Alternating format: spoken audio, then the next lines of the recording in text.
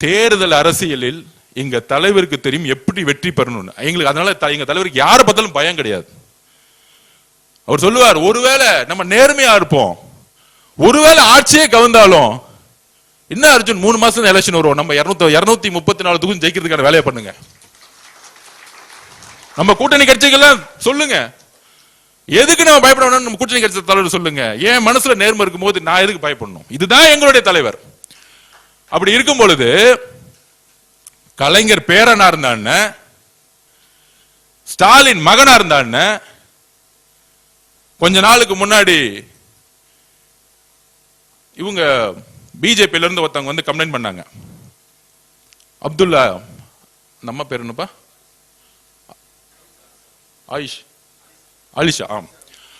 Alisha Abdullah madam வந்தாங்க. வந்து commissioner complaint போச்சு. தரக்குறைவா யூடியூப்ல பேசினாங்க. தரக்குறைவா. அதுல 2 பேர் ரொம்ப சிரிச்சு, அந்த பெண்ணுடைய உடல், அந்த பெண் யார் கூட இருந்தா, அந்த பெண்ணுடைய குழந்தை யாரோட குழந்தை, இதெல்லாம் ஒரு அரசியலா? ஒரு பெண், ஒரு இஸ்லாமிய சமூகத்திலிருந்து வந்த பெண், எந்த கட்சியா இருக்கட்டும், தைரியமாக அரசியலுக்கு வரக்கூடிய சிந்தனையை நம்ம வரவேற்கணும். அது வரவேற்கணும். சரியா தவறோ, ஒரு பெண் வீட்டை விட்டு வெளியே வரும்போது அரசியலுக்கோ ஒரு அதிகாரத்துக்கோ வரணும்னு ஒரு சிந்தனை வரும்போது நம்ம வரவேற்கணும். தவறுகள் செய்தால் நம்ம அரவணைக்கணும். ஏனால் இதுதான் உண்மையான சமூக நீதி. ஒரு பெண் அதிகாரத்துக்கு வரக்கூடிய ஒரு சமூக நீதி தான் பெரியார் கனவு கண்டார், அண்ணா கனவு கண்டார், புரட்சியாளர் அம்பேத்கர் கனவு கண்டார். அப்போ ஒரே ஆக்ஷன், அவங்க 2 பேரும் அரெஸ்ட் பண்ணிருங்க. திமுக தான், பக்கா திமுக. அதே சட்டம் தான் நீங்க மகடம் சூட்டிய முக ஸ்டாலின் உங்க மகனா இருந்தாலும் ஒரே சட்டம் தான் எங்களுக்கு.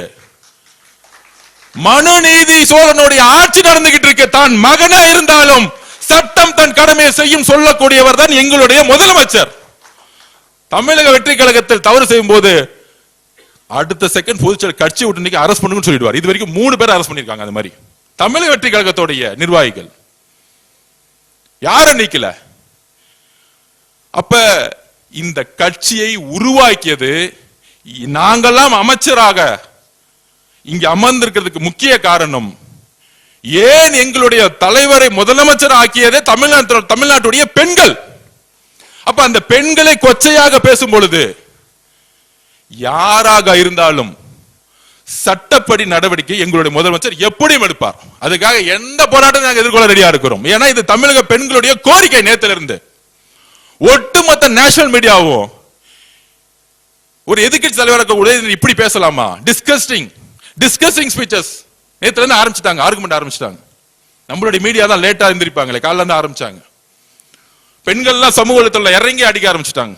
என்னது திமுக, பழைய திமுக, இந்த இதுக்கு முற்றுப்புள்ளி வைங்க. 50 வருஷ திமுக இந்த பெண்களை நோக்கி இழிவா பேசக்கூடிய அரசியலை முற்றுப்புள்ளி வைங்க. தைரியம் இருந்தா எங்க தலைவரை விமர்சிக்கணும்னா அவர் முகத்தை பார்த்து ஒரு தவறு சொல்லி அரசியல் பண்ணி ஜெயிச்சிருங்க. எந்த காலத்துல வாய்ப்பு கொடுக்கவே மாட்டார் அவர். உங்களுடைய அரசியல் எல்லாத்தையும் தூக்கி போட்டு தான் ஜெயிச்சுட்டு வந்திருக்காரு. அப்ப இது மாதிரி ஒரு விமர்சனத்தை உருவாக்கினா ஒரு அட்டென்ஷன் கிடைக்கும்.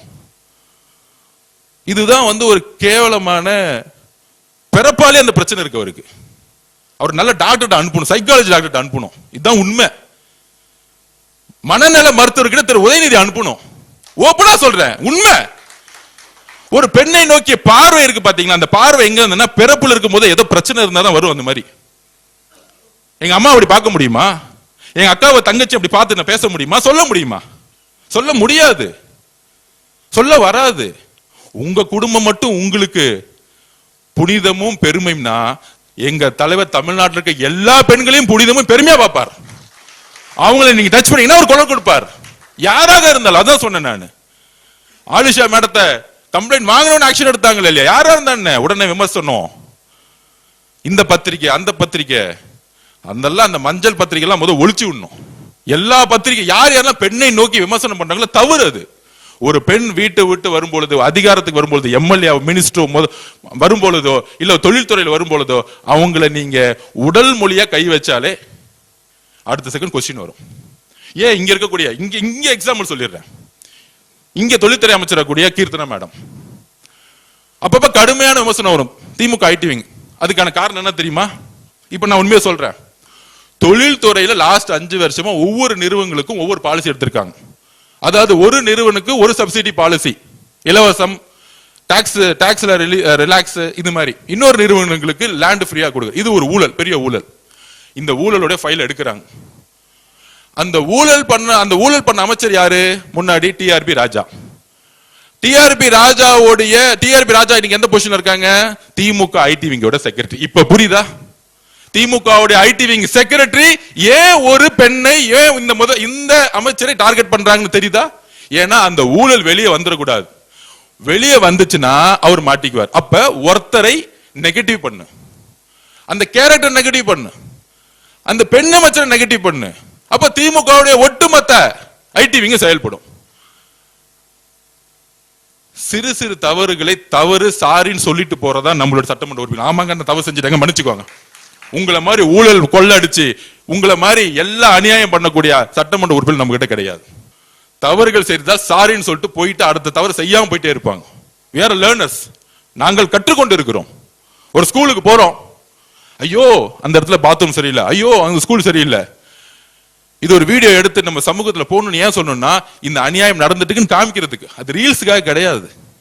அப்ப அது தவறுன்னு சொல்லும் பொழுது, ஆமா இந்த தவறை நாங்க செய்ய மாட்டோம், புரோட்டோகால் படி ராங் சொல்லும் போது இனிமேல் தவறு செய்ய மாட்டோம். திருந்தி இதுக்கு மேல என்ன ஊழல், என்ன குற்றச்சாட்டு இருக்கு? இந்த இடத்துல இந்த கான்ட்ராக்ட்ல 10 கோடி ரூபாய் வாங்கிட்டாங்க இந்த எம்எல்ஏ, மினிஸ்டர் சொல்ல முடியுமா 80 நாள்ல? அப்ப இதெல்லாம் திசை திருப்பக்கூடிய வேலைகள். அவங்களுடைய மீடியா, அவங்களுடைய டிவி, அவங்களுடைய சோசியல் மீடியா, அவங்களுடைய பணபலம். அதனால நம்ம விளக்கம் சொல்றதை விட்டுட்டு நம்ம 60 நாள் அமைதியா அரசியல் ரீதியா பயணம் பண்ணவே. பட்ஜெட் வருது, மானிக்கு வருது, அதுக்கான டிராஃப்ட் பண்ணிட்டு இருந்தோம். தலைவர் சொல்லிட்டாரு, வரக்கூடிய பட்ஜெட் ஒவ்வொரு துறையிலையும் அடுத்த 50 வருஷத்துக்கான அடித்தளத்தை உருவாக்கக்கூடிய ஒவ்வொரு டிமாண்டும் உருவாக்குன்னு சொல்லிட்டாரு. சிம்பிளா முடிச்சிட்டாரு. ஒவ்வொரு ரிவ்யூ மீட்டிங்லயும் இந்த ரொம்ப பழைய பாலிசில இருந்துச்சுன்னா முதல் டிஸ்ட்ராய் பண்ணிருங்க, புதுசா உருவாக்குங்க. நீங்க சொல்ல ஃபுல் ஃப்ரீடம். ஒரு முதலமைச்சர் இது வரைக்கும் சட்டமன்ற உறுப்பினர் பார்த்தோம், அமைச்சரை பார்த்தோம், இல்ல நீங்க அந்த கமிஷன் வாங்கிட்டு என் வீட்டை வந்து கொடுங்கன்னு சொன்ன முதலமைச்சர் எங்களுக்கு கிடையாது. சொன்ன வார்த்தை, ஒவ்வொரு துறையும் அடுத்த 50 வருஷத்துக்கான நல்ல வளர்ச்சியை உருவாக்கக்கூடிய ஒரு டிமாண்ட கொடுங்க. உங்களுக்கு ஃபுல் சுதந்திரம் கொடுத்துட்டார். கூட்டணி கட்சிகிட்ட கேட்டு பாருங்க, இது வரைக்கும் இந்த துறையில உங்ககிட்ட ஏதாவது தலையிட்டு பேசியிருப்பாரான? இதுதான் உண்மை. இந்த மாதிரி ஒரு சுதந்திரம் எந்த தலைவரும் கொடுத்ததில்லை. ஏன்னா உண்மையாக சொல்றேன், நான் பார்த்ததே சொல்றேன், நம்ம அண்ணனுக்கு அவர் மேல அளவு பெரிய நம்பிக்கை இருக்கு. அதனாலதான் அவருக்கு இன்செக்யூரிட்டியே கிடையாது. இவங்களுக்கு எல்லாம் பாத்தீங்கன்னு வச்சுக்கோங்க, இந்த திமுக தலைவர்களுக்கு எல்லாம் யாரை பார்த்தாலும் சந்தேகம், ஒரே நெகட்டிவ். இந்த சிந்தனை தான் அவங்க இந்த தோல்வி காரணம். இப்ப கூட பாருங்க, பொய்யா பரப்புறாங்க, பழி வாங்கல். நாங்க எதுக்கு பழி வாங்குறோம்? ஈக்குவலா இருந்தா பயம் வரும். எங்க தலைவர் கிட்டத்தட்ட அங்க போய் எங்க 1000 கிலோமீட்டர்ல எங்கேயோ நின்றுட்டு இருக்காரு. நீ இன்னும் வீட்டுல உட்கார்ந்துட்டு இருக்கீங்க.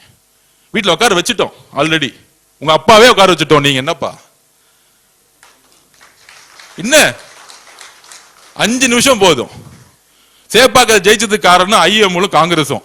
அதையும் சொல்லிடுறேன். இஸ்லாமிய சகோதரர்களுடைய ஓட்டு அதுவும் முடிஞ்சு போச்சு. இனிமேல் சேப்பாக்கத்தில் நிக்க சொல்லுங்க. திருவாரூர்ல நிக்க முடியாது. அண்ணன் போயிட்டாரு, காங்கிரஸ்ல இருந்து அண்ணனை போட்டாச்சு, இறங்கி வேலை பாருங்கண்ணே அப்படின்னு. 234 தொகுதியில் அவங்களுக்கு சிந்திச்சு பாக்குறாங்க. நெக்ஸ்ட் டைம் எலெக்ஷன் வந்து எங்கேயுமே ஜெயிக்க முடியாது. அப்ப ஒன்லி அவங்களுக்கு தெரிஞ்சதெல்லாம் அந்த கோயபிள்ஸ் பிரச்சாரம் தான். பொய்யா பேசு, புரட்சி, கொள்கை, இந்த கதையெல்லாம் விட்டுட்டே இருப்பாங்க. மக்களுக்கு இவங்களுடைய மொழியிலிருந்து வெளியே வந்துட்டாங்க. எழுதி வச்சுக்கோ, இவங்க பேசுறதே மக்களுக்கு புரியல, விலகி நின்ட்டாங்க.